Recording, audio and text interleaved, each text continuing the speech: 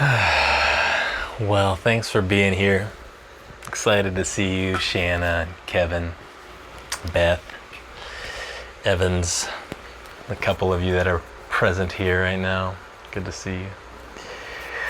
Beth and I were celebrating our 18-year anniversary. Today, actually, is 18-year anniversary. And we were just chilling. We went and did some van life stuff. Went and just hung out at the beach and living out of Mali for a couple days and 3 days, a couple nights. And Mali's the name of my van. And as I was there, we were just hanging out, no agenda, nothing to do next. And this is my life, but I think for most people, it's for the vast majority of human beings alive on this earth at this moment, they have a lot of nexts, right? There's a lot of things to do next. And I'm observing all these people, and they're having a blast in the ocean, in the water. We were observing, I like observing families or people that you can clearly tell are not used to the ocean, right? And first of all, because they just do boneheaded things that you just don't want to do, like you get your swimsuit full, you get a crotch full of sand if you sit right in the break, you know what I mean? Like, it's just, you don't do it. And and yet they would just sit down right in the break, But Beth and I were observing them, and this lady got taken out by a wave, and she was actually fully dressed, and she got taken out by a wave. But she just started laughing, just like in this whole state of laughter. And I told Beth, I said, I like watching people that are just, enjoying their moment and having fun. And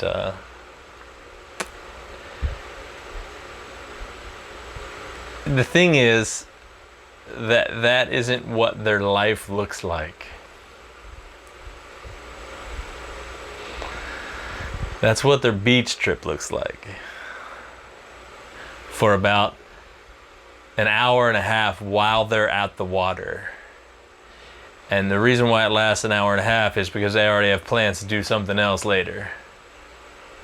But while they're at that water for that hour and a half, they are just having fun, Shanna, playing. Nothing's bothering them. They're just enjoying themselves, And it's beautiful. And I think humanity can relate to that on a large scale, because what ends up happening, Kevin, is that most human beings are able to, for brief periods of time, brief moments, just touch the moment, but it's ever so short-lived, right? Very short-lived. And during those moments, whatever those moments may be, they feel great. They feel great. It's a wonderful thing. It could be so brief, it could just be the length of a song. The amount of time that it takes to make love. Could be simply a brief moment looking into somebody's eyes where you're just present just long enough that you see something, a glimmer, a glimpse, something beyond just that physical form. And in that moment, your whole world lights up, and it's so joyous, and you feel so present, you feel so alive in that moment, right? And then it kind of fades away off into thought. So as I was observing, I was just kind of moved. And obviously, you guys know us speak on being present often. I've been on a continual search I should say it this way. I was on a continual search for a long time until I found what I was looking for. And now it's no longer searching as much as it is just sinking. Like a stone being dropped into a body of water, I'm just sinking, effortlessly sinking, with no end in sight, no bottom in sight, just sinking. And there's no work required to sink, no effort required to sink. So I desperately want this for humanity. Desperate's probably a strong word to use there, but I really want people just to be happy. I want people to enjoy their life. I want them to be able to, for more than just a weekend, more than the length of a song, learn what it looks like to actually be present, and maybe, just maybe, a handful of those that are able to touch the present will learn what it means or awaken to the reality of being presence, of being in this we live and move and have our being. This is what you are, not what you are looking to worship, not what you are looking for, but what you are. The thing that you've been seeking has been your true nature this whole time. You have never, not one time, sought anything outside of yourself. All of that is an illusion. Everything that you have sought is within you, and when I say within you, the very first picture people get is within me. How could everything be within me? I'm not saying within you, this physical form. That's only what you believe you are. I'm talking about within your true nature. The form that you are manifesting in consciously abides in that nature. If it does not, there's no life.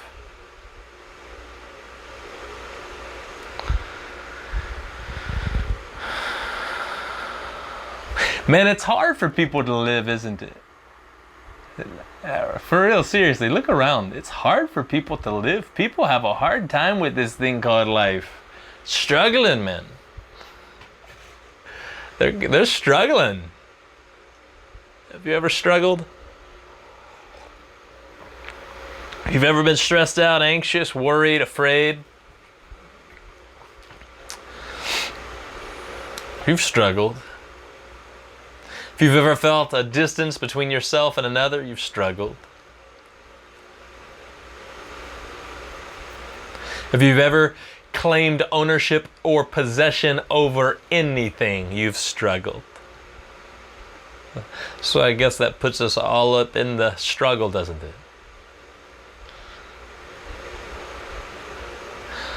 To struggle requires a lot of effort. It requires a lot of effort to hang on to that thing that will ultimately fade away. It requires a lot of effort to be one with someone who you're already one with, but do not yet know. It requires a lot of effort to try to work on that relationship. This is something that people just do not get. And I don't know that the person is capable of getting it. So if you're listening with your head, you're not going to get it. This is a heart thing. This is a heart awakening. People do not get this. They say they get it, and then they turn around and they do not get it. I don't care if you say you get it. Don't listen to me. Don't hear me say, I get it, I understand, which you don't hear me often say anyway. If it's not manifesting in my existence, I don't get it.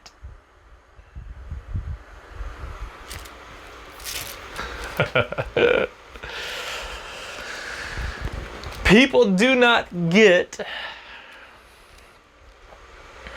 it when I tell them that 1 + 1 = 1. They do not understand when they come to me and they are looking for relationship counsel or advice, and they're saying, I'm struggling, I miss this person, or I'm struggling with loss of that person, there's this big issue and I don't know what to do, I don't know how to get through this, our relationship needs to be saved, or whatever. All of the issues, my partner cheated, or my friend lives far away, or my family member disowned me, or this or that. Oh my goodness gracious, drama, drama, drama. Continual drama, isn't it? And then they come to me and they say, help me. And I say, I cannot help you work on your relationship. And they go, well, why am I here if you can't help me work on my relationship? I say, I can't help you. I'm not going to help your ego. I'm not going to help the ego. To help you is to help this ego. I have to destroy you. The one that feels separate from this family member or friend or lover, or feels wronged in any way, must come to an end. So my job is to kill you. My job is to burn you in this fire of truth so that the real you can emerge and come forth. This is my job. I don't want to help the illusion. This is why this is not all so popular here in America. You know, this message here in America is not the most popular thing, because the ego wants help, man. The ego, help me, help you. The ego is continually looking to better itself, to make a name for itself, to claim things, to own things, to have relationship. And I'm here to tell you that those are just ideas.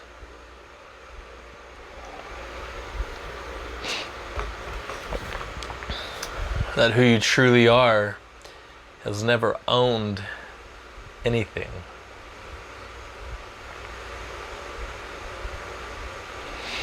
Who you truly are has never missed someone.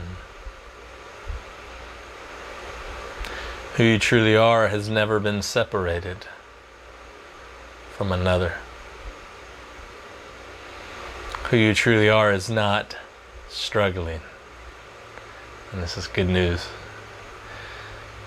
The death of your believed self is good news, man. The best news is this. When I said I'm here to kill you, the you that I'm here to kill isn't even real.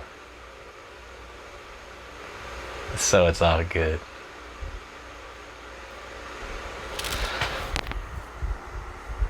People don't like it. People flood churches every single day on Sundays and go to mosques and synagogues and temple all over the United States and around the world every single day are flooding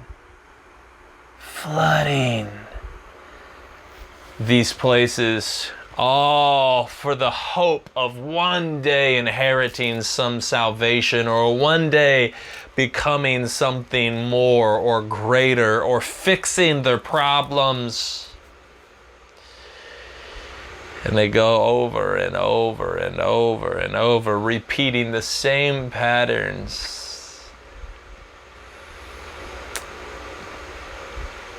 To no avail. Momentary glimpses of joy.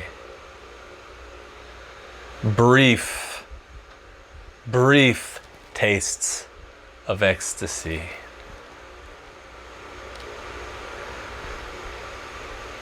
And as quickly as it comes, it fades. Because the person can only touch the moment through belief. The only way I can touch the moment. So it's requiring continual work. What do you? I can't see what you're saying. Somebody's writing.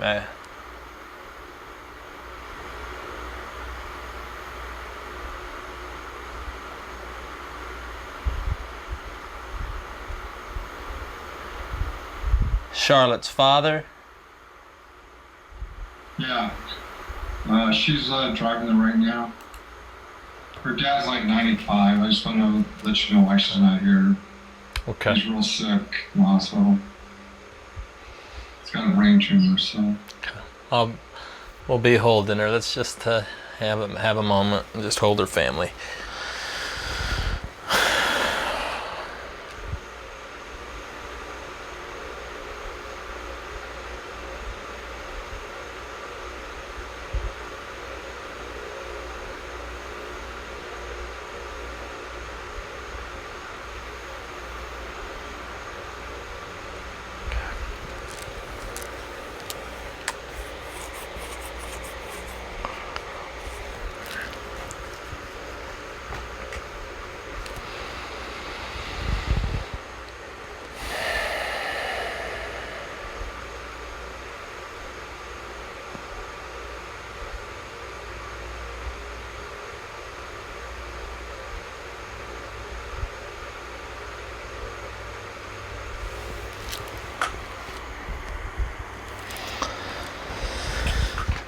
All right.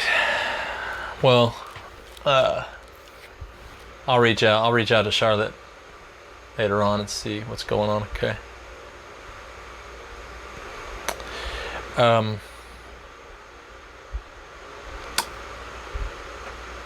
So this idea of ourself, you all right, Rick? You okay?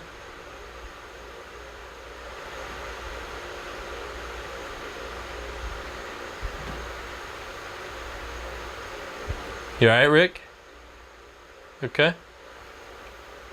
All right. I'm hanging. There's nothing to lose, Rick. Just ideas. At the end of the day, that's all there is to lose. It's just ideas. So, Beth and I were even having this talk. Well, I think we were watching a show or something in which somebody lost their son. It was like a teenage son. And Beth said, I know. She goes, that would be hard. And then she goes, well, maybe not for you, but for everybody else, it'd be hard. And I was like, I mean, if I thought about it, if I spent a lot of time dwelling on it and thinking about what was lost, then yeah, it's going to be hard no matter what you have lost, right? So what happens is our mind starts playing this film, this all these things start going through our mind, and it becomes this concrete thing that we have lost. But in actuality, what we've lost is just the concept. Because who we are is eternal. What we are is eternal. So what's being lost is the concept, is the idea. And this is why it's such a beautiful thing to be able to enjoy the moments that we have here in the form, like you've been given a body to enjoy, to make the most of, to play in. It was not given to you to work all the days of your life, to grind out work and try to grind out the most comfortable life of your lifestyle that you can. That's not why that's just what we've been told, but that's not true.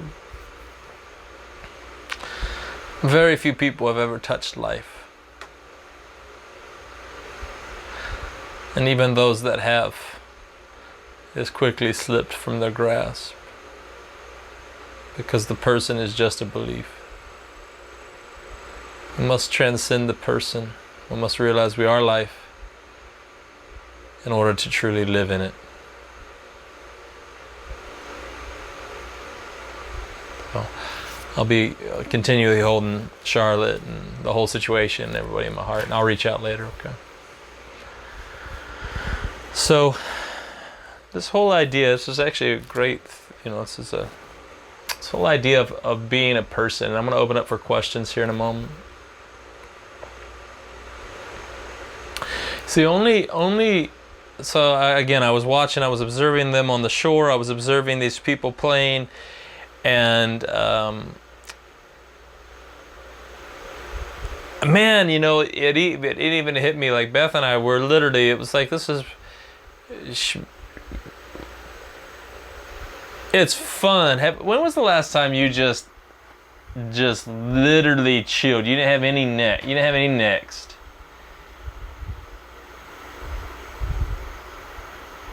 Like there wasn't anything on your, in other words, there wasn't even anything on your mind to do next. You were just really in the moment, like chilling in the moment. And like, look, so Beth and I went to eat. But when we went to eat. It wasn't that we were here thinking about going to eat.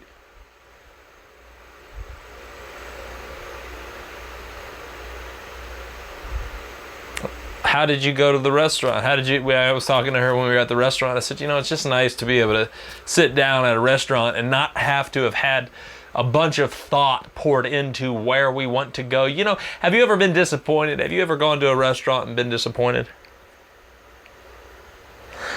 You Google search the best restaurant, you Yelp it, you find this restaurant with raving reviews. You're stoked. You got this $100 just sitting there waiting to be spent on this luxurious meal, and you take the time to get to the restaurant. You set up reservations, whatever. You're there at the restaurant. The meal comes, not so good. The waiter, the waitress, not so good. And you just leave very disappointed. The truth is, if you had just wound up there, you probably wouldn't have been disappointed, but you kind of set yourself up. All of the thought that poured into this moment. It wasn't just, I'm sitting here eating and it's okay. It was like, We spent a lot of time trying to decide what meal to eat, where to go. We're spending a lot of money. We're exchanging something for this, and we expect a return on our investment. Beth and I are at a place eating. She ordered nachos. This is one of the first meals we had. She ordered nachos. They were all right. But let me tell you, they were the best nachos I had at that moment. My God. So we're sitting there, and I was like, these are the best nachos I've had like today, baby. If I'm going to get caught up in comparing them to other nachos, then I'll walk away very disappointed. I'll walk away, Why? Why not just enjoy them for what they are? Why are we always comparing shit?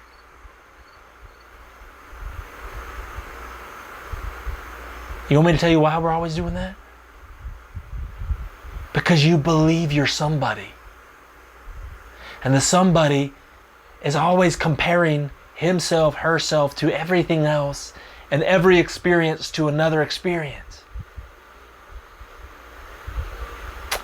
Well, this was fun, but it wasn't as much fun as this time. Well, that food is good, but it wasn't as good as that.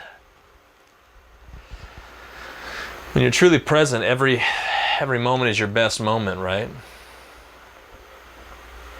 And this is something that Beth is learning. She's realized that when she has an agenda and she's trying to hang out with me, it doesn't often go well for her. Because she's wanting, like she in the past has, let's go do something, let's get this thing done, let's do this, what do you want to do? She's looking, she's searching, and the mind is busy. And I'm just chilling. Like there were moments during our anniversary weekend, this weekend, we're celebrating 18 years. And we were just sitting in the van. Just sitting there, having a beer, sitting in the van, listening to some music. That's it. And I don't know what was going on in her, but there's not one thought towards where are we going to go, what are we going to do next, where are we going to sleep tonight, what's this going to look like, where are we going to eat, I'm hungry, nothing, just I'm here. And then you let that moment unfold. And so I'm telling you guys this because the thing that interferes with this is all of the belief of who you are. Beliefs are like an anchor.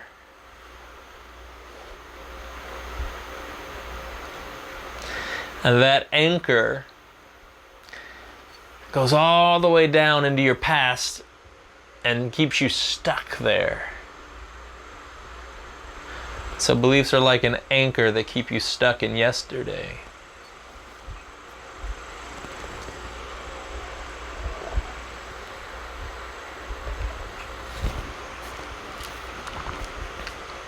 They disrupt, keep, limit, hinder the person from truly being present, from truly touching the moment.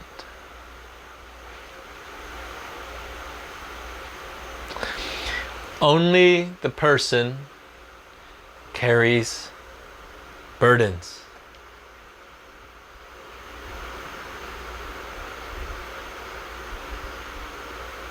Spirit, essence, life doesn't carry burdens. It's not burdensome. It's not heavy. It's not hard, Shanna. It's easy. It's light. It's effortless. It's ecstatic. It's joyous. It's liberating. Not hard. The easiest thing we could possibly do is to not do anything.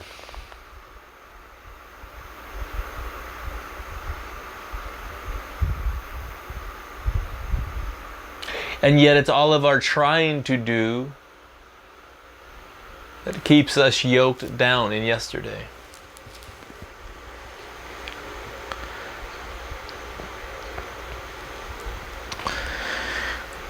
Wherever there's anxiety, wherever there's fear, wherever there's worry, wherever there's stress, wherever there's anxious thoughts, frustrations, irritations, aggravations, this is the result of temporal thinking. It's as simple as that. When we think temporally, we get caught in the web of time. My heart's desire is to free you from that web so that you can actually enjoy, fully enjoy the moment you're in. Now, I have experienced many different levels of the present moment of presence. Many. Now when background thoughts kind of rise to the surface, I notice the background thoughts all the time when they rise to the surface. If I give any attention to them, it's okay, but I need to willfully do it. But if I give attention to it and it's a thought that is outside of this present, really absorbed in this present, then I feel as if I too am getting sucked away by something. The question is, are you the one that can get sucked away by something, that can be distracted or attached to something? And the answer is absolutely not. No, you cannot. But who you believe you are absolutely can.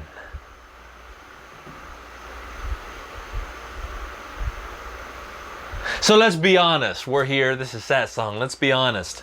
I want you to be real with me. I want you to ask questions, real questions. Questions like, hey, this is what I'm dealing with. Why? How can I get through this? What does it look like tonight? But ask real questions. Let's get to the bottom of it. because there's still an attachment, there's still an identity, there's still a person that you're believing at the core of all of the issues that you face, whatever they may be. They might be minor. It might just be, you know what, I got frustrated earlier with my kids. I didn't raise my voice, I didn't yell, I didn't do anything, but I got frustrated. It might be, you know what, I was driving down the road and a car cut me off and I was like, ah! That might be the height, the greatest problem that you faced all week, the worst. Let's deal with it. Let's get through it. Let's come to the end of it. Stop hiding and acting like that didn't happen. Oh, well, you know, I really am. No, like that stole something from you. There's still a you that you're believing yourself to be. Satsang is a fire designed to liberate, to burn up all that is not, so as to reveal what truly is. That's why we're here. And so I want to encourage that tonight as we open up for the question portion. I want to encourage you to be real. Don't hide behind your emotion. If you're emotional about something, be emotional about it. If you want to cry while you ask the question, cry while you ask the question. If you want to laugh while you ask the question, laugh while you ask the question. Why are we so inauthentic? Why are we so afraid? Why are we so caught up in trying to fit into a world that is miserable? You realize that you trying to fit into a world that is miserable is completely insane. Humanity is nuts, man. Like, completely insane. Everybody's trying to fit in to a world, to a system that lives in continuous misery the whole time, trying to pretend that they're not actually miserable. Their idea of ecstasy is to be comfortable. Well, we'll have a comfortable life. Fuck that shit. Comfortable? Comfortable? You think you exist in bodily form to be comfortable? Just to like be comfortable? You want to work 80 hours a week to be comfortable? To have a leather sofa to sit on and like have voice remote control TV? Like, what the fuck is that? What are we doing? Come on. So we need to be real. Let's get real. Let's be honest with ourselves and with one another here, with me, so that you can confront the stuff that's keeping you from rising beyond mediocrity. Rising beyond, transcending the illusion that is the self that you've been fighting to protect your entire life, and fighting to protect not only that self, but all of the many, many things attached to that self. But you got to get real. Got to get real. So that being said, I now open it up for the question time. Go ahead, Kaylee. God, I've heard that a few times, specifically comfortable and I don't even know how to shut up. But my question is that, can you hear me? Is the background too loud? I hear something. I don't know what it is. I get like a little feedback, but. Okay. Is there music on or something? Yeah, I'm at a friend's house. Well, is it? I can just wait and I can go outside and ask my question after somebody else does. Go ahead and try. Okay. So, it's actually like really hitting me hard today. It's just like this, like wanting, like caught between two choices of like, either I can like sign up for disability, which I have, or I can go strip again, which I love. And if I strip, then like that will kind of will take away from me getting disability. And long story short, like fucking like I just want to get a fucking van. Like, I just want to live in a fucking van. Like, I'm not, like, worried about the money so much as I just, like, I have these two options to get a van. And I'm, like, you know, telling myself, like, you know, I don't know. I know this sounds really superficial, but underneath of it all, it was kind of, like, just, like, frustrating. Because I'm, like, you don't need to, like, hang on to, you know, stripping being fun. Like, there's lots of ways to have fun. And you also, like, shouldn't, like, not have fun because you're worried about, like, the future of, like, having free, like, $800 come in for free a month. Like, if you want to strip right now, like, you'll find other ways to, like, make money later, because after I have my next surgery, I won't be able to strip for a while.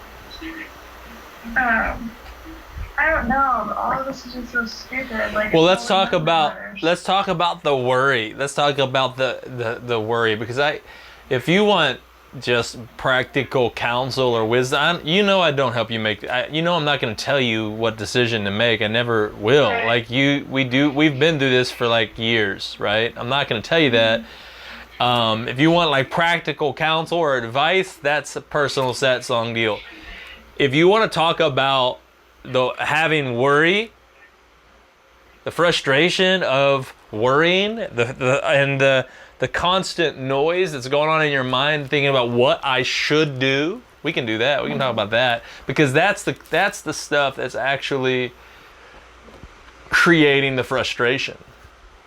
I mean, I brought this to the table sort of because I knew that the problem itself was irrelevant. I just don't know I don't know what it is, but I need to let go of it right now because it really shouldn't be an issue either way. So yeah, none of that stuff is the problem. Like the question of what to do will always seem complex until you let it go and let the moment that you're in unfold. I'm gonna mute you so there's not background noise, and then I'll give you a chance. So what we have is every single one of us deal with whether it's trying to decide what to do next, with where you're gonna work at, how many. Let's break it down. How many times have you been with somebody and you got in a fight over what to eat? Like, maybe it wasn't a drop down knockout fight or anything like that, but you got into some sort of argument about what to eat. I can remember the beginning of Beth and my marriage where she would, hey, what do you want to eat? I'd be like, I don't care. No, like what? And we've actually got into fights over like what to eat, where to go to eat. Now, what kind of silliness is that, right? Right. Why do we do stuff like that? Why do we worry so much about what's next? So the past mind has been programmed to dwell, and you got all this background noise, and the vast majority of human beings cannot drop out of the background noise. They have not practiced, they do not understand the art of mindfulness to be able to let go of the background noise. Most human beings don't even know what's actually going on. They're not even aware of the background noise. Let me actually take it this step further. Most human beings aren't even aware of their thoughts at all.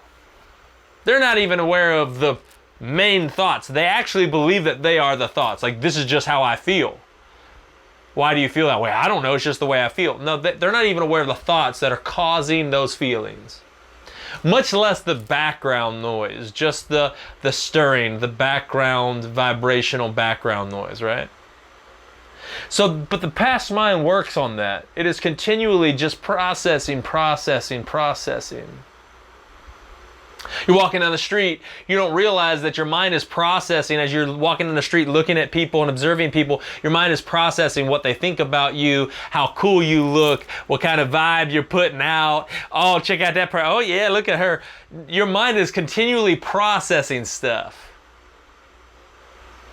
And it wears you out and you don't even know it. And then you have someone that's just high, enjoying the moment they're in, and they don't even notice. None of that background stuff's happening. They're just like touching the moment.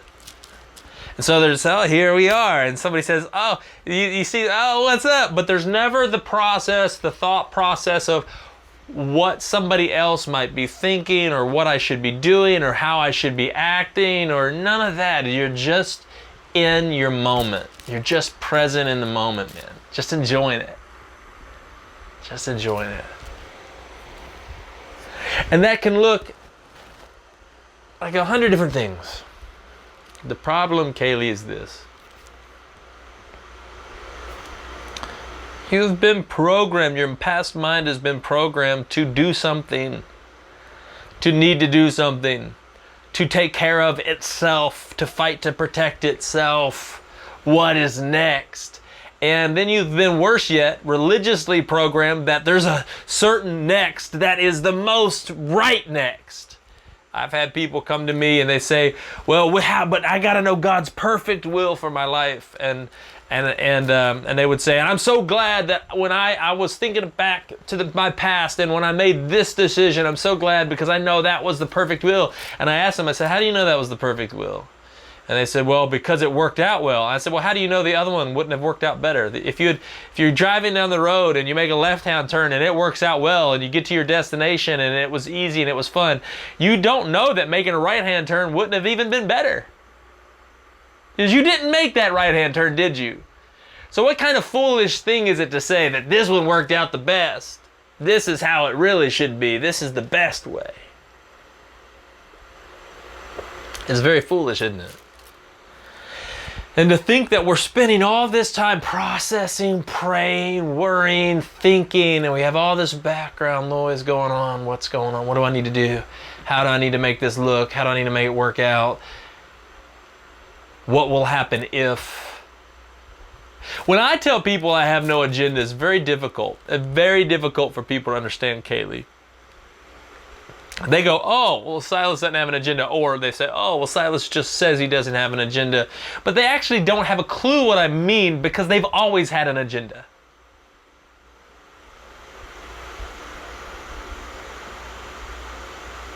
Like, actually, no, there's no agenda. To not have an agenda means there's no next. Because if you have an agenda, there's always a next. That is having an agenda, is having a next. You are planning something. This is the plan. This is what's next. This is the way it's supposed to look. And what ends up happening is I end up hoping and wishing that it's going to work out this way. And when it doesn't go as planned, I'm devastated. And when it does, I feel really good. But again, it's fleeting. It comes and it goes. When the agenda is gone, because the past mind has been surrendered to the present, guess what? Everything's always perfect. You're just chilling and eating. What you do, dance, strip, whatever the other options were, whatever. Do whatever. Allow it to unfold. What are you feeling? Do it. Why did you do that? I don't know. I don't need to know why I did what I did. The only mistakes I'm aware of are when I'm not present. I don't remember my mistakes because I have no past that I'm attached to. You realize how perfect you are only when you realize there is no past any longer. When your past has been swallowed up by the present, there is no imperfect.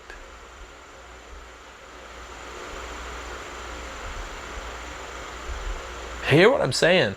When your past is swallowed up by the present, there is no imperfect. Allow it to unfold. Allow that moment, the moment that is, to unfold. Just be here. When your mind starts to tremble and starts to go through trying to figure out what's next, breathe. What am I feeling in this moment? I feel this. Okay, this is what you do. It's easy. Yeah. Go ahead. Retort.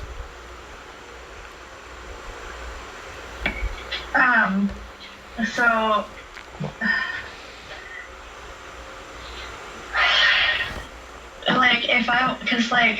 I thought about that today. I was like, let's just, be in the moment and whatever. I'm like, well, in this moment, I want to go fucking dance. And so dance. I'm also enrolled. Huh? So dance right now. What's stopping you from dancing? So you want to go and dance. Yeah. Yeah. That's a thought. I want to go dance is still a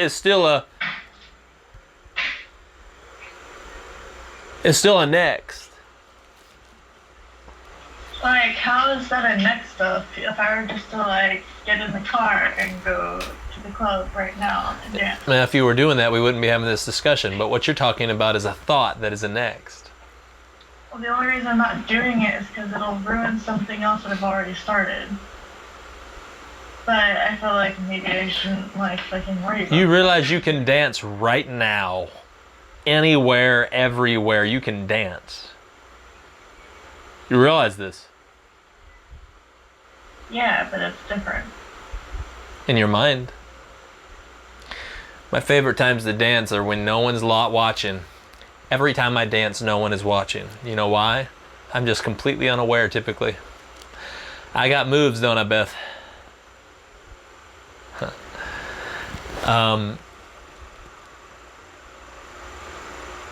My point is, Kaylee, is that there is a vast difference between doing something from the background noise and just being. And I'm trying to introduce you to a place where the background noise is able to be pushed off and faded away. You keep bringing up what's next. I'm just pointing out this moment. Dance. I want to dance, then dance.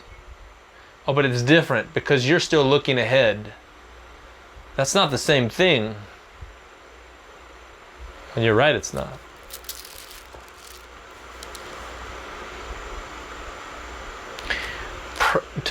To be present is, even when you're going to be present, if you're going to think, be present in the thought. You can be present in the thought without an agenda. Still allowing the moment to unfold. But we live in a world that wants concrete answers. Concrete things. And we're very afraid of the fluidity of a life that unfolds. The person will always in some way be afraid of the fluidity of a life that unfolds. That's not the concrete thing. So I want you to sit on that, and then if there's follow-up questions for me, you can bring those in a minute. Shanna, I saw your hand a minute ago. You still have a question? I have a couple now. The first one I was gonna ask, I feel like being present isn't practical. I feel like I have to hustle at work to get through the day. There's lots of things to do, there's errands to run, and then I have to almost save time to be present. And I know that comes with practice and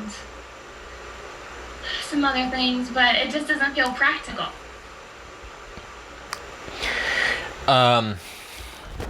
Feelings are special things. Practicality. I don't think you're here to learn how to be practical, right? No. I mean, like, you didn't think I'm gonna come to class today. I'm gonna show up to Satsang so that I can walk away being more practical. That couldn't have been what you thought you were coming to learn to grow in. Could it have been? No.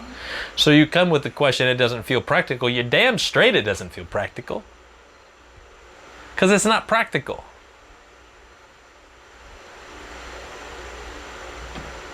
It doesn't make sense to the mind at all how you could get more accomplished by doing less. It doesn't make sense to the mind at all. How I love it because I was talking to Austin a couple days ago, and he was like, "Man, I'm so thankful." I don't remember how the whole conversation went, but basically, in essence, he was like, "You know, I was realizing when I was waiting tables, because he's still waiting tables as he looks for another job in engineering. But he was like, I realized that if I just slow down, not only do I have more fun, but I get better tips at my work than when I'm hustling and trying to make things happen. Because the conversations that I'm actually having, I'm actually touching, I'm actually interested, I'm actually wanting to do something. I'm not just going through the motions. I'm here because I'm sitting here talking to you, and I'm interested in you, and you are valuable to me, as opposed to I'm just trying to get as many tips as I can get. I'm just here for the money. I'm just hustling. I'm just trying to go through the motions. My God, there's an enormous difference. No one's doing that, though. Very, very few people are doing that, or just slowing down, recognizing that they can get more accomplished by slowing down. I've used this example for a long time, all those many, many years ago when I was locksmithing, however long ago that was. I would, whenever I got in a hurry, it always took me more time than if I was just chilling and relaxing and just taking my time doing the job. If I got in a hurry, it ended up costing me more time. It never saved time. You're living right now in this whole society, Shanna, in this millennial society that is preaching the hustle. Right? And they're preaching the hustle as if this is like the solid thing, like get your, and it's even now not only have a main hustle, but get your side hustle on, right? Gotta have your hustle, and you gotta have a side hustle, and you just gotta be working, doing your thing.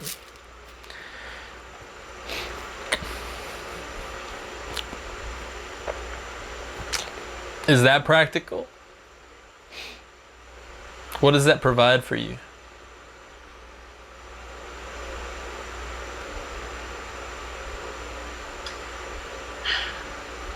I feel like it takes time to be present. It slows you down, yeah, in a good way, but maybe like practical still comes to mind.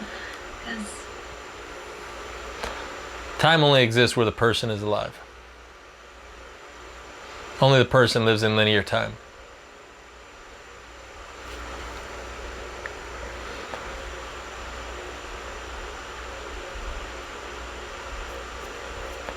okay, when I'm present, or maybe I'm not, maybe this is my idea of what it is right now, I feel almost like I'm in my own world, a dream world, if you will, and I almost, sometimes it's better to have someone else who I'm with to do the practical things, make the plans, because then I can just go with the flow and not have to worry about things that take me out of that presence.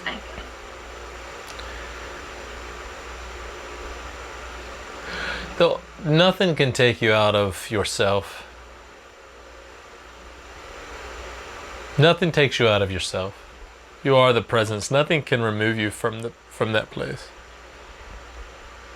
I'm talking to you, who you really are. I'm not talking to the idea of who you are. Who you think you are is very different than who you truly are. And it's who you think you are that feels the pressure of having to do things, and responsibility, and all of those things that come with the person, all of the things that come with work. This is, again, the difference between living from a place of Eden as life, as spirit, and living as that second Adam in a place of continually working. Work to do. I have to work to do. I have to do to become. And we feel that because all we've ever seen, all humanity has ever seen, is an existence in which if you don't do those things, you end up like this. It doesn't work out for you. I would just ask the question, as you take an honest assessment of the world around you, how has it worked out to be practical? How is it working out? How is practicality working out?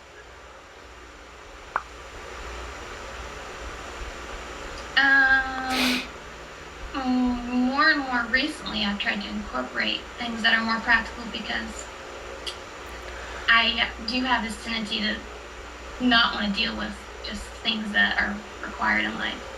But see, that's not what I'm talking about. When I'm talking about being, I'm not talking about avoiding things that are required with life. You are life.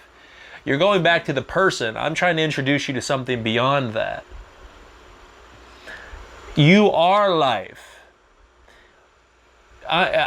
Life isn't there are things that come up. There might be things that are on the schedule. There might be things that are required to live in this society or culture. Not that you have to do them, but they kind of seem like, for instance, money's not real, but if you don't have it, you don't eat unless you have a big garden somewhere. You want to have a roof over your head, right? That sort of thing. Now, there are options, there are ways around that, but most human beings don't want to explore those. So I understand what you mean by, the things that you feel that you have to do. What I'm saying is that you don't actually have to do them, that there's a place of effortless ease. There's a place where there is just a continual flow, and those things that need to be done will come to you. That you don't have to work to make them happen. They just come to you.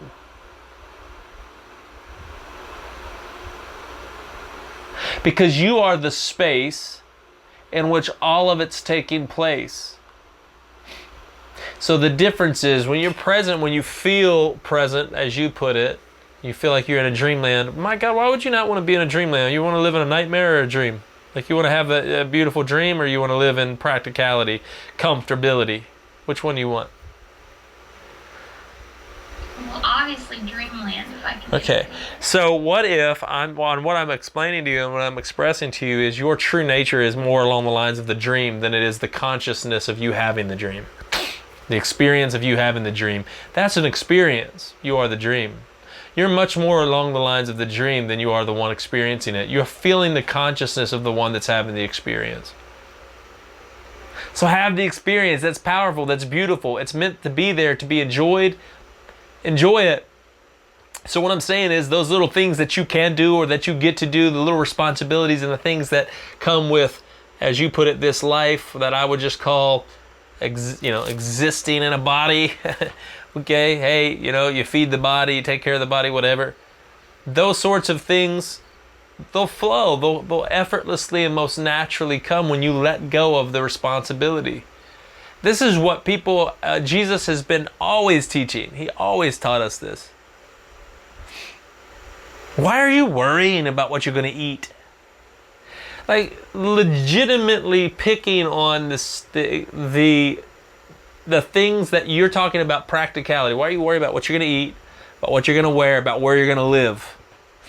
The three most important essentials. He says, why are you even considering, thinking, worrying? Why you have all these background thoughts and these worries that are about what's next and having to figure out all the details? Don't you know that that the lilies are clothed in greater splendor? They haven't tried to do a single freaking thing, and they're clothed in greater splendor than Solomon in all of his glory. And the birds of the air, they're not sowing, they're not reaping, they're not storing, they're just existing. And how beautiful are they? There's a beauty in being that cannot be found anywhere else. What you will get from practicing the practical, what you will get from doing that is you might find comfort. That is about the highest thing that you might accomplish there is you might find some comfort, but you will still be miserable right in the middle of your comfort. I know a lot of people that are beyond comfortable, and yet they're still very miserable.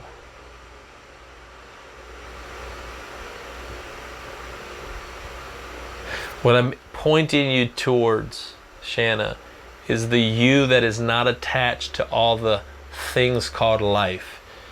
So who is the you? Who is the one that you believe you are that feels the weight of all of this responsibility?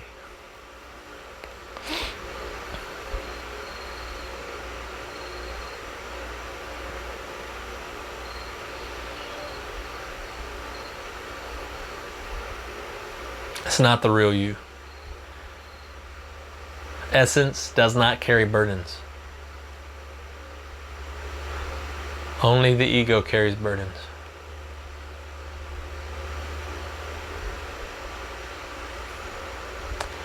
The idea, do you feel that if you don't do something, you'll have nothing, or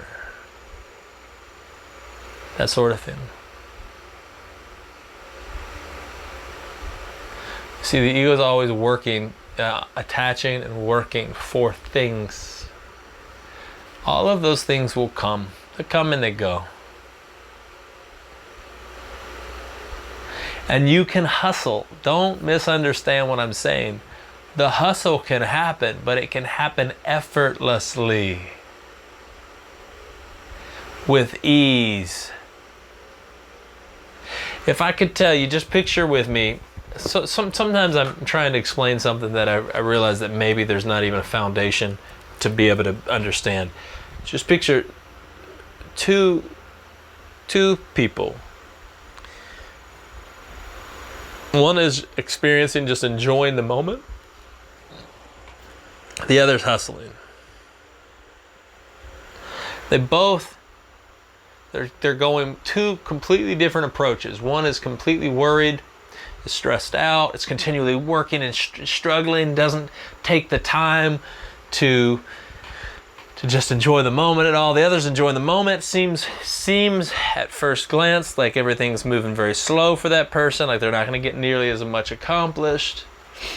And yet they both end up with the same exact things. At some point they end up with the same exact things, and just one is enjoying those things and the other isn't, because they're too busy hustling for the next thing to enjoy what they've already been given. Which one would you choose?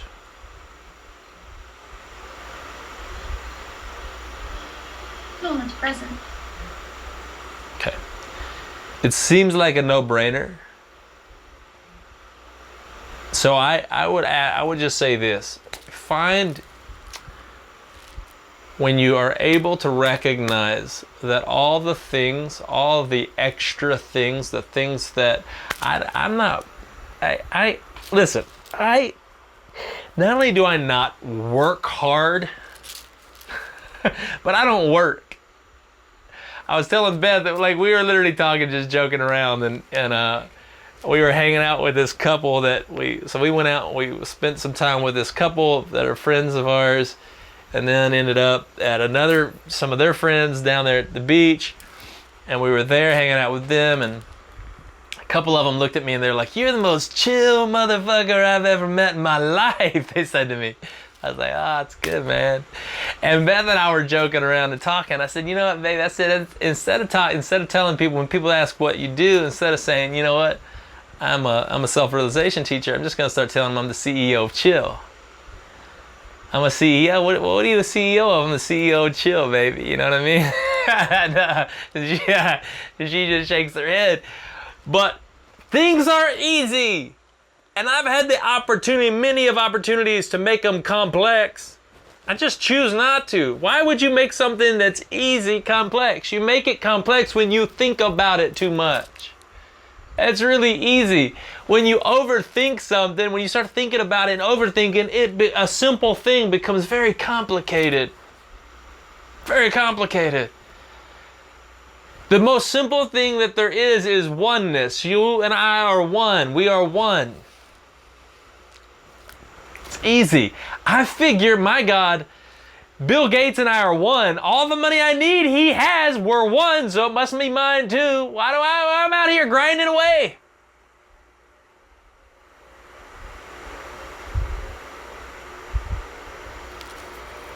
Beth and I were talking, I've had lots of money. There have been moments and times where all the ministry stuff, all the things that we were doing was really going good, and man, I was giving away a lot of money.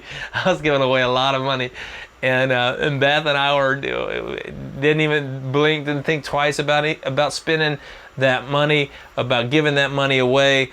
And I was the truth is, we don't really think twice about it now either. And yet look at my bank account, I'm not a rich man at all.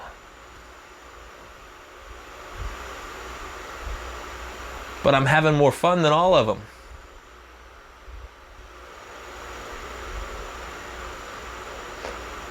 I'm not thinking about what I'm going to do. Matter of fact, even when things present themselves, if a thought comes up in my mind, I hold it loosely. So a thought rolls up in the mind, you take that thought, oh, okay, maybe you put that thing in your calendar, or maybe you start planning, but you be present in the planning, realizing that even if that thing does happen, it doesn't need to happen. I don't need to put any extra or additional thought into something that is not present in this moment. I don't know if I'm making sense to you at all. To anyone. We are caught up in all this background noise in the mind. That is not who you are. It has never been who you are. Who you are is not need to worry about what you are going to eat or what you are going to drink. Spirit has never concerned itself with these things. Where it's going to live, what it's going to put on. We've gotten way too caught up in a societal system that is all about having stuff, money and stuff and things, and getting and accumulating. We live in a society of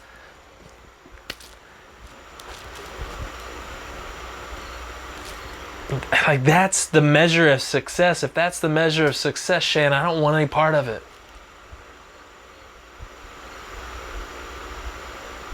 Why is that the measure of success?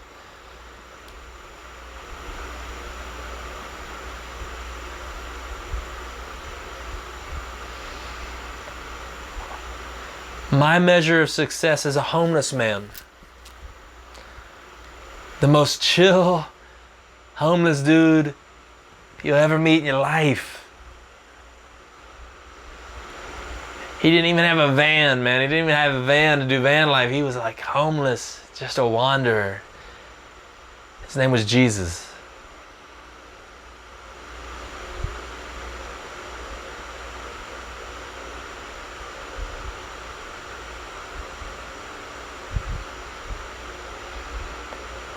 Okay, so I'm just pointing. I feel like I've hit a little wall here.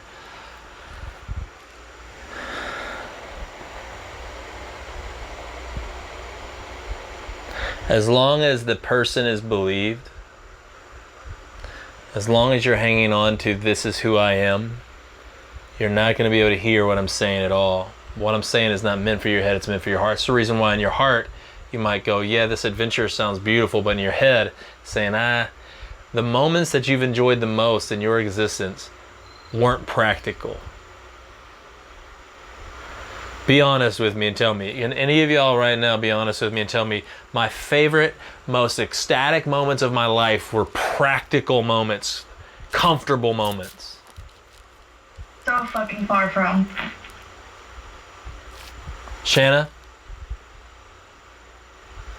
Have the most blissful, ecstatic moments of your life been practical? Answer my question. No. No.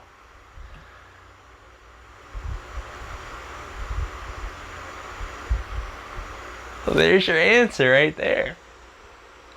Like, what the fuck? Why? Why are we working so? Because we live in a society that is brain fucked us. It's not brainwashing because it's definitely not clean. We live in a society that has just messed up our minds and completely perverted and twisted our minds to believe that we have to continually be doing something. That practicality and the wisdom of this world is the way that we're supposed to be doing things. But everything that Jesus actually taught raged in the opposite direction. Like, it was a completely polar opposite thing. And this is why I teach what I teach. Because not only is that something that he taught, but it's what I've lived. And it's really good. It's really good. I have existed hustling, trying to make things happen, and existed in that place of stress because the mind is very busy. And I've existed bringing in more money and having more stuff, but not attaching to any of it, not hustling at all. Still going through from the outside, you might not even have been able to tell the difference, but on the inside, something very different was taking place.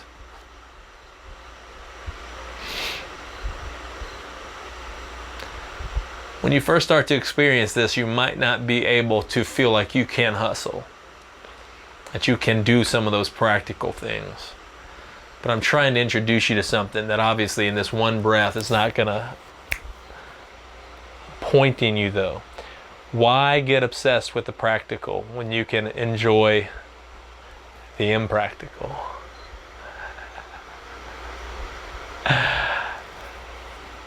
The adventure. So talk to me. There's got to be a practical question in there somewhere.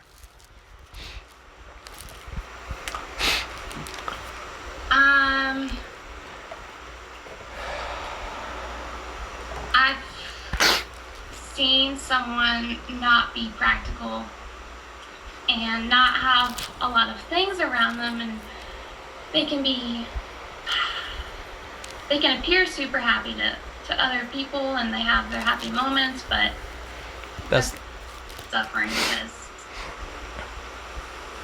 they're not. And that's not what I'm talking about.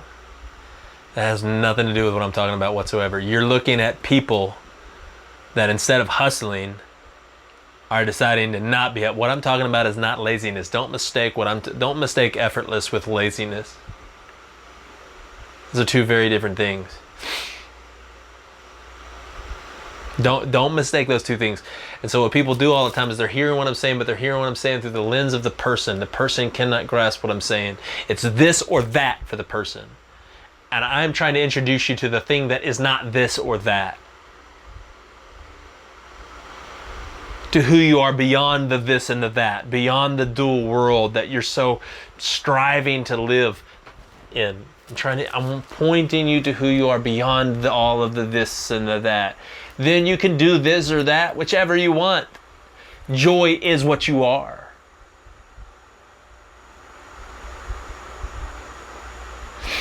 I'm not against the hustle. What I'm saying is the one that you believe you are that feels the need to hustle is not who you are. I'm not against doing nothing. What I'm saying is the one that feels like they don't want to do anything is not who you are.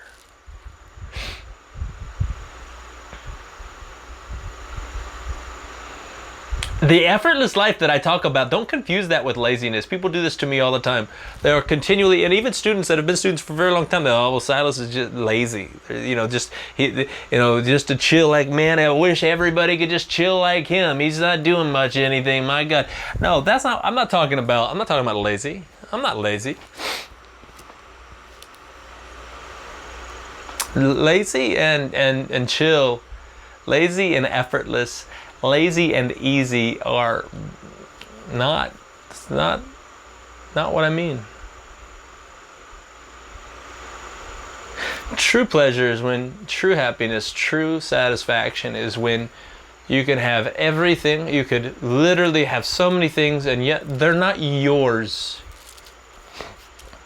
If you're attached to anything, you will ultimately find misery. So I can have all these things, I'm happy. I can have none of those things, I'm happy. Butt-ass naked alone in a field, I'm happy. Living in a mansion, sports cars and motorcycles and people all around me, I'm happy. Take it all away, I'm happy. It doesn't change. None of that changes. That's what I'm pointing you to.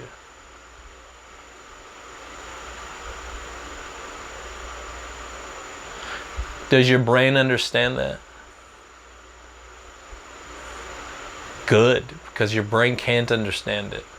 Your mind has been taught, it is conformed to the world in this way where it's got to be this or that.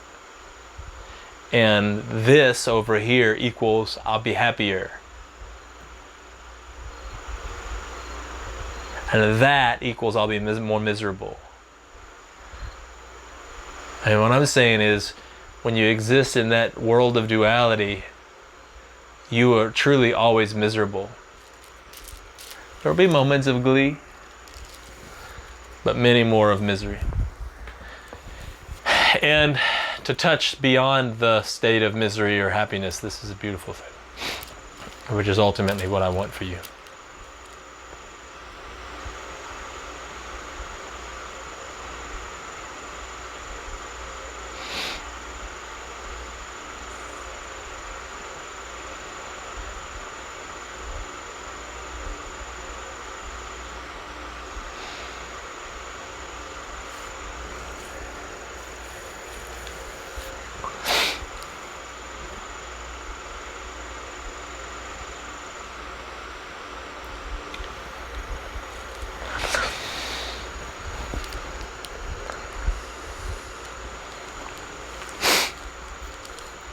Everybody wants what I have, but nobody wants to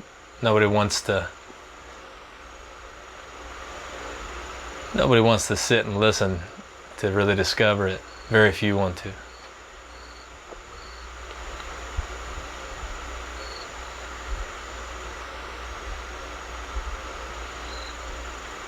I do, but I don't understand why that goes away. Like, when I'm listening to recordings, like, and I try to do that every day, but, like, I'm sorry, I just raised my hand, but I was waiting for a while. What are you saying? Express what you're saying. Try to Like, why do I, like, feel this way in class and then walk away for a couple of hours and then the attachments just crawl back in, and I don't even know why I like them or have them. It's like I forget how much I really want this. We genuinely, and goes to every question that you've ever had, Shanna, to the same questions that you were just asking. We genuinely believe we are the story. That Kaylee, that Shanna, is from the point of my birth that I've been told about to this moment, this is who Shanna is. This is who Kaylee is. And what I'm saying is that is not who you are.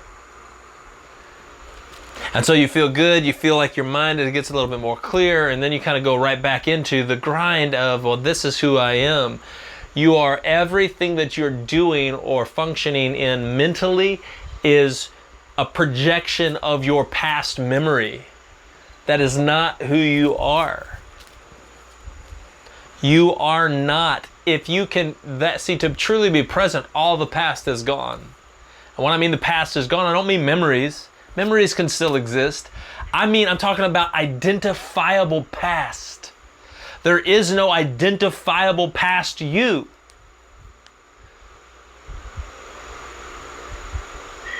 I've heard you say this, and it's been like coming to life more and more. Every few days I feel like it kind of sinks in a little deeper, but I don't understand why I've heard you say this and I believe you, but how can I know in my head that there's no past and that all the ideas that I have about myself are not real, and still live out of them as though they are, as though I still believe that? Like, why am I not getting... I'm so frustrated.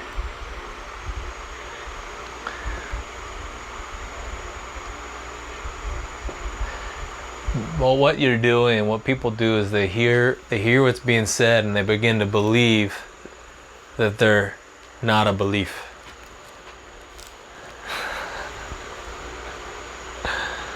To believe that you're not a belief is just another belief. So we're replacing one belief with another.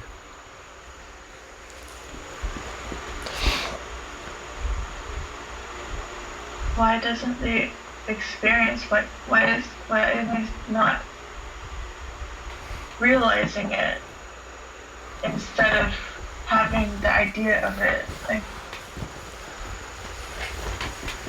why am I not encountering that reality?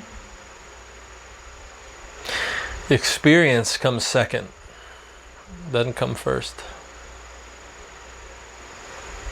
So I'm just waiting for it to stew. The experience is just the result of consciousness in bodily form.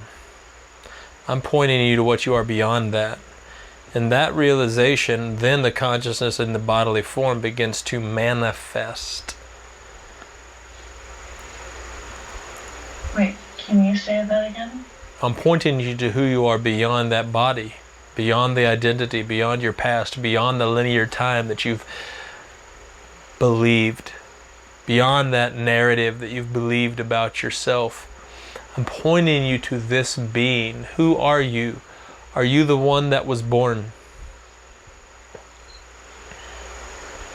Are you the one that was born? Answer me. No. No. I'm not. No. Are you the one that ate the burrito last week? No. Is this you? Are you the one with that has had the brain surgery? Are you the stripper, the dancer? Are you any of these things? The answer is absolutely not. In this moment, you are just sitting. And if I'm talking about the form, I'm talking about you're a student, you're a learner, you're a disciple.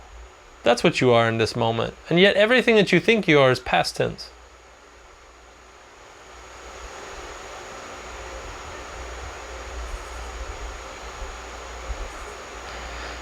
If you are able to let go of everything past tense and just be with me here in this moment, and I were to say, who are you right now in physical form, manifestation, experiential form, what are you? I don't know. Because you're thinking. I'm not asking for you to think about what you are. What are you? Right now, just sit here with me in this moment. Be here with me. What are you right now? Existing. Be aware enough. Be aware enough to recognize that maybe you're a thinker right now. Maybe you're a learner right now. What are you right now in this one moment here? Are you enjoying this moment? Or not? If you're not enjoying it, it's because you're overthinking it. You're coming as the person. So listen, anytime you come to these classes and you leave frustrated, it's because you came as the person. The reason why we send out the emails to all these people that keep signing up but never showing up to the Satsang is because I want them to recognize this is not for the person. This is going to kick the person's ass. It's going to suck for the person. You come as the person, it's going to suck. And people come away, they walk away, they say, this doesn't make sense to me, because they're trying to understand it through a personal lens instead of coming open and ready to allow anything, not hanging on to anything, and allowing whatever is not to burn up. So Shanna can say, I recognize that all of the most beautiful moments in my life that I can remember were not practical. Practicality didn't bring those things about. They weren't practical in that moment. It wasn't practical. And yet she can leave this class and go right back to trying to do practical things to find practical comfortability and live out a practical lifestyle so that she can be like the rest of the individuals that she knows that is practical. You can hear what I'm saying and try to translate it, say this is too much for me, I don't understand it, I don't get it. Who is the one that's not getting it? Who's the one that's frustrated, not having fun? If you can simply recognize you are not the one that was born, you are not the one that can die, you are the essence, you are the spirit that is filling this place, you are the one that is manifesting, animating that form, consciously animating that form, sitting right there in that Kaylee body flesh suit, and you're sitting there and you're looking at me present, not a care in the world, not a fear in this world. I'm wide open, and I'm willing to say this: if I'm holding on to anything, rip it from me, because that is not who I am. What we're holding on to is the past idea of me. This is when we find misery. So you can celebrate. People say, well, for instance, Beth and I said today is our 18th anniversary. But I'm not celebrating 18 years. I'm celebrating a moment with her. 18 years is just an idea, just concepts, just memories. It's 18 years of memories. Actually, it's been more than 18 years of memories, but 18 years of memories since we got married, and we're celebrating. But the truth was, I haven't spent a lot of time thinking about those memories. I was just enjoying that moment with her. Now, if she hangs on to those 18 years of memory, and I go and I go somewhere else next weekend or the weekend after that, and she's worried and thinking about where am I and what is he doing and what's going on. She's got a conference this week. If we're all caught up in that place, guess what? We're hanging on to who I am is Silas, and Silas is identified in Beth, and I need her around. And if she's not around, then I'm in trouble and I'm miserable, and I've got to make sure. That's not fun. That's misery. That's the vast majority of our world, of our society, calls that relationship like a healthy relationship, but it's not. It's miserable.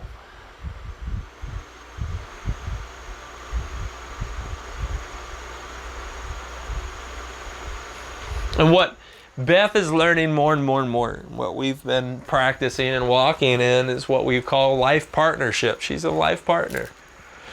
We're doing life together. Enjoying life, enjoying the moment. And my hope for her is that when she is in a moment and I'm not physically present there with her, that she's in that moment. And that the past idea of her past world or past life, all these past ideas aren't dictating to her how she should handle what she should do in that moment. But that moment is truly unfolding in a blissful, beautiful way for her. That's my hope, because I love her.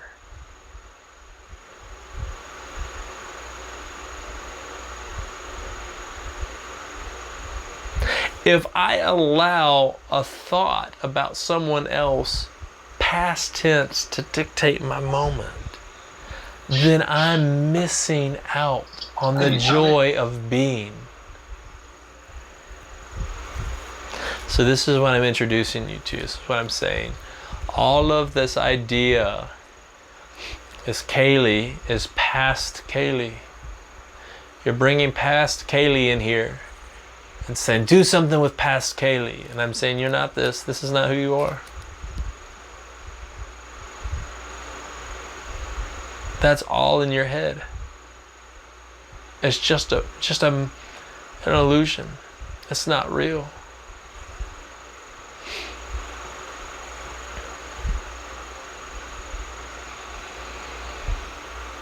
But everything is in my head, and I keep choosing to be in my head. Okay, so take a breath. Let go of the things that are in your head. Just let them go. Observe them.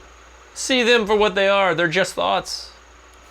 You are the presence out here, observing this body, this consciousness, and all the thoughts that are going on, and you can just look at the thoughts and go, oh, there you are. They're your thoughts. When you first start the practice, thoughts don't go away. They still come.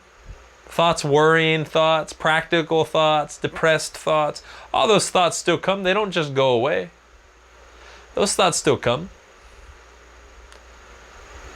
The question is, do you believe them? Do you believe that they're real? Do you believe that that's what you are? If so, then they'll continue to bother you. If not, you just go, oh, there you are. Yes, you're just a thought. You're just a thought. I am beyond that thought. I just feel like I don't care anymore. I feel like just losing and just giving up. And I know I can do that. And I'm starting to feel okay with that. Giving up? But you're talking about the form. I'm not talking about the form. Why do I fucking care? So who's the one that's frustrated right now? Why are you frustrated? Because I just perpetually want to choose the right things and perpetually don't. So hear what I'm saying, right? Hear what I'm saying. All of that is a projection from your past. You're saying, what you just said to me was this: I always do this. No, right now you're just sitting here with me. You're just here with me. There's no always you doing anything right now. All that stuff's behind you. It's not real anymore. It's behind you.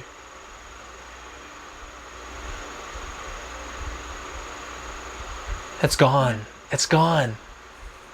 And all that's real is me sitting in front of you with this group of beautiful beings, just looking into one another's eyes and enjoying the beauty of this moment, how perfect it is. This is all that is real.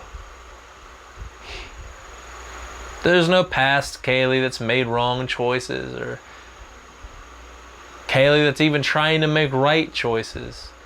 Because there's no wrong or right choices to make. There's just you being right here, right now, existing here, breathing here. This moment's good. This moment's perfect. There's no pressure in this moment. You don't have to get anything. You don't have to understand anything. You don't have to try. You don't have to do anything. You don't have to realize anything. You just get to be here in this moment. And it is good.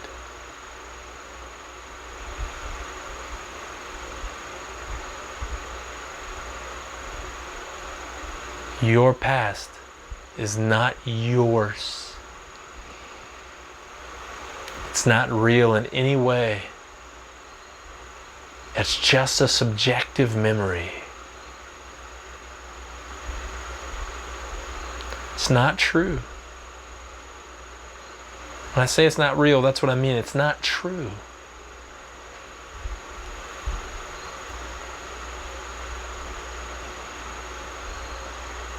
And yet, so don't let all of that thing that's not true keep you from enjoying this moment with me. Even the frustration, even the burning, like when you feel frustrated, realize what's happening is the one that you're coming as feels frustration because I'm not getting it. And what I'm saying is you're not the one that's not getting it. So this is wonderful. Let it come to the forefront so you can go, that's not me. So can you acknowledge with me right now that that is not who you are? Every one of you, can you acknowledge with me right now that what brought you to this moment, physically speaking, physical form, is not who you are?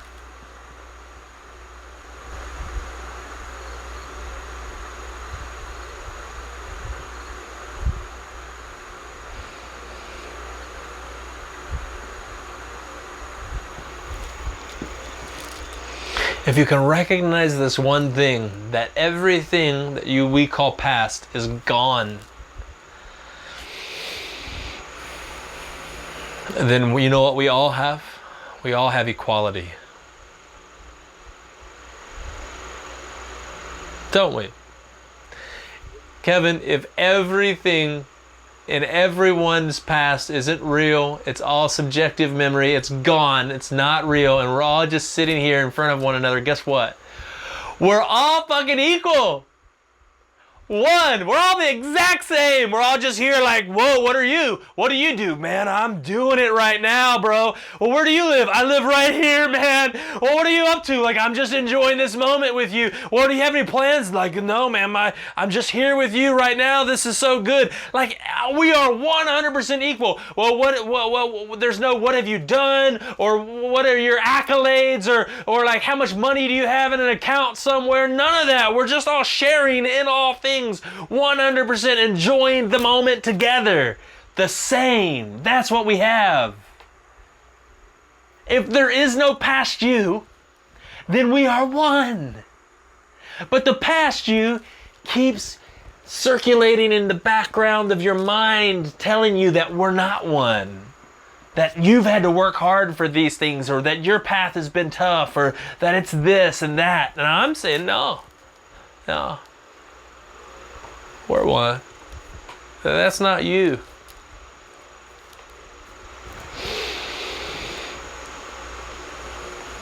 Not you.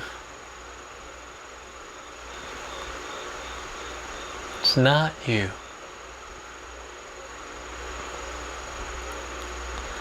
The ego is holding on to that past because that's what ego is. Without the past, you're separated. What are you? Without your past, without identifying in those memories, what are you?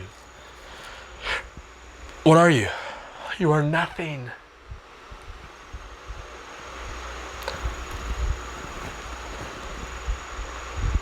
That's why I like telling people I'm the CEO of Chill as opposed to telling them I'm a self-realization teacher, because self-realization teacher is not what I am. They immediately create some sort of narrative, some sort of story. It's just not true.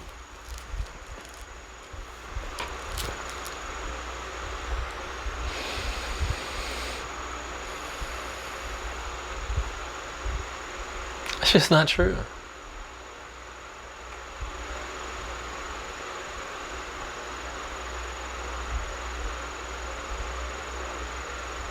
We're playing a beautiful game. Some of us are just more aware of it than others.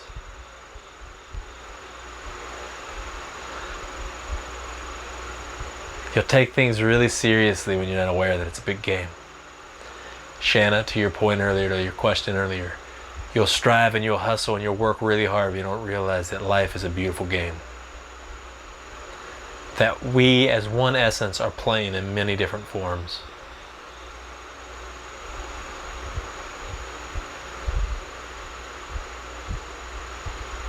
That realization changes everything. Changes everything. The more you awake and the more you play.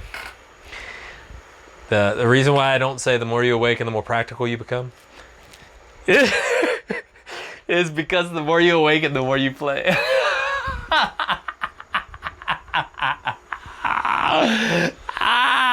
If I said the more you awaken, the more practical you become, man, that would be quite the saying, wouldn't it?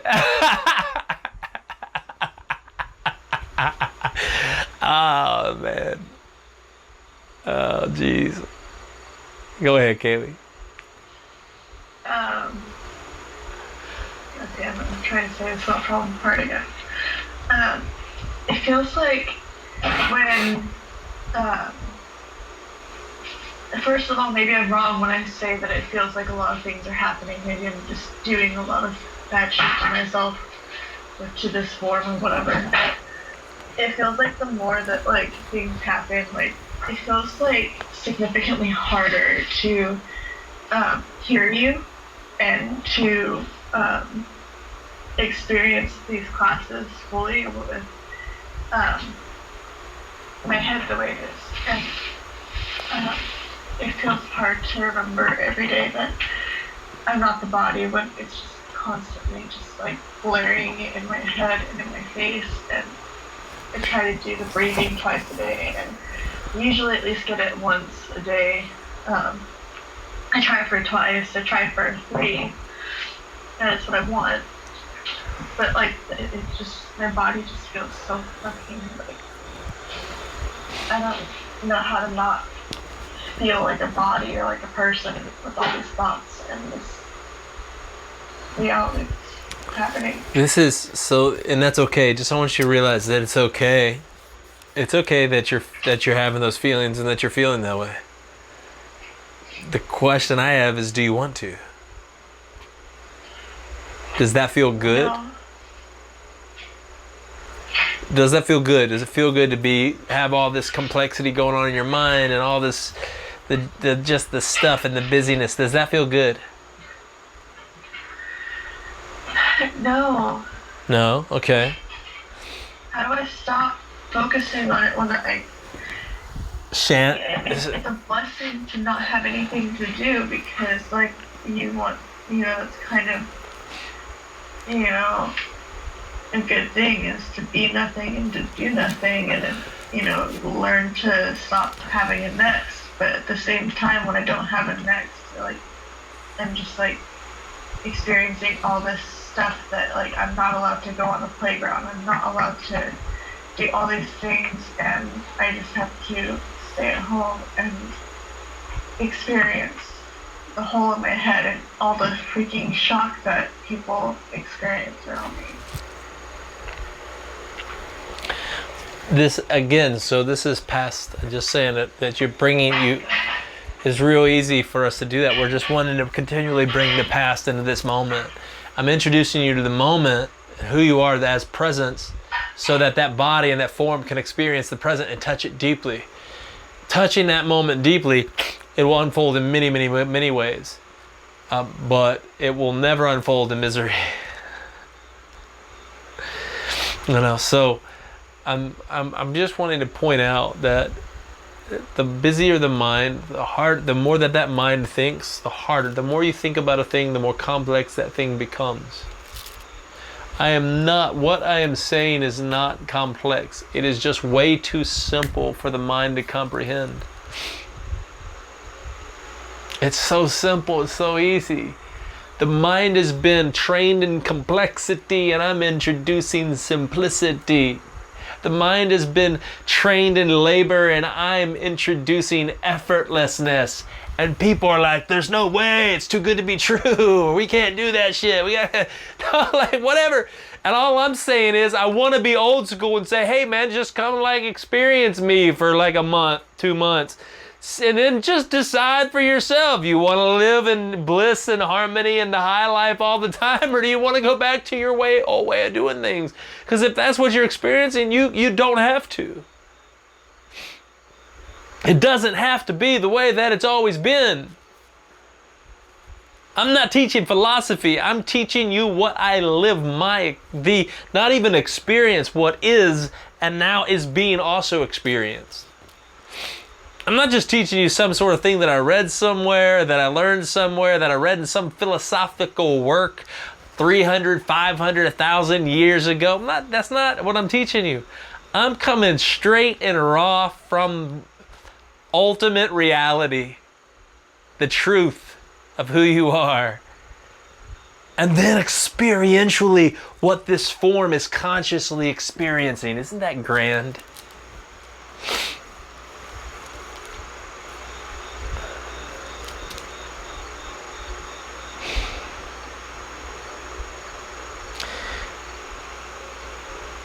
It's a wild thing to have the mind that's caught. It feels like it's been so trained one way. So give yourself some grace and just realize, like, you spent the vast majority of your life, your mind being trained one way. I'm pointing you to something beyond that. You've learned to learn with your mind. I'm talking to your heart. And it's okay. All right, I gotta run. For those in the next class, I'll see you over there. Give me about 10 minutes or so. We'll see you over there. I love you guys. For everyone else, it's been fun.